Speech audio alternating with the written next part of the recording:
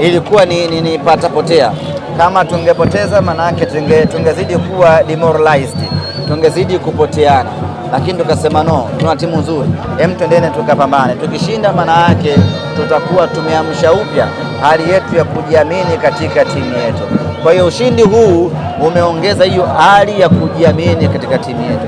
Ukishafungwa mara 5 mara 4 against mpinzani mmoja, kuna wakati unajiambia kwamba huyu mimi simuwezi, lakini ushindi huu wa jana umewaambia wanasimba kwamba sisi huyu tunamuweza na tunamudu vizuri.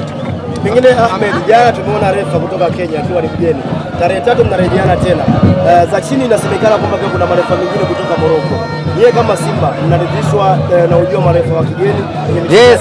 Yes. Kwanza lazima niweke wazi, hayo ni makubaliano ya timu zote mbili, Simba na Yanga. Kwenye kikao tulichoketi mwaka jana tukakubaliana ya kwamba katika mechi za dabi waamuzi watoke nje ya Tanzania. Hii ni baada ya kujiridhisha kwamba waamuzi wetu hapa wana changamoto nyingi ndogo ndogo ambazo zinawafanya washinde kumudu mechi za dabi. Sio kama hawana uwezo, wana uwezo mkubwa, lakini wana hizo changamoto ndogo ndogo, ikiwemo kutokuwa na hali ya kujiamini na kukwepa ama kuogopa lawama. Kwa hiyo tukakubaliana hivyo. Ndio maana mechi iliyopita ile alikuja mwamuzi kutoka Misri akachezesha, tukafungwa ile mechi, hakukuwa na malalamiko yoyote. Na haimaanishi kwamba hawa waamuzi wa nje hawana makosa. Wana makosa mengi vile vile na wenyewe, wana madhaifu mengi vile vile na wenyewe, lakini kidogo afadhali wana uwezo wa kutafsiri kila kitu kwenye na kuna wakati wana uthubutu wa kufanya vitu ambavyo sisi pengine watu wetu hawana. Hawa waamuzi sio kama hawalaumiwi kwenye ligi za kwao. Ndio maana dabi ya Cairo kwa maana Zamalek na Al Ahly, Al Ahly wanataka waamuzi watoke nje ya Misri, alafu sisi dabi ya Dar es Salaam tunakwenda kuchukua waamuzi kutoka Misri. Ni kwa sababu gani? Kwa sababu waamuzi wetu wa ndani wameshindwa kuipa hadhi dabi. Mechi iliyopita ya dabi, nyote ni mashahidi.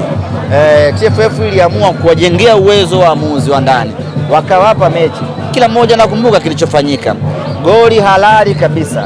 Hata line 1 angekuwa kipofu, lile goli angeliona na angesema ni goli, lakini kwa makusudi ya wazi kabisa line 1 alikataa.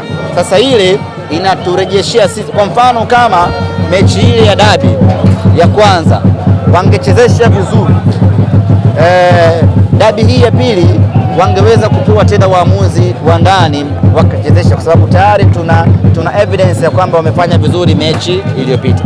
Lakini mechi ile baada ya kupewa wakavurunda kwa makusudi. Sasa uwezi kuendelea kuwapa watu waendelee kufanya makusudi. Mwamuzi wa jana kutoka Kenya amefanya makosa mengi na yeye.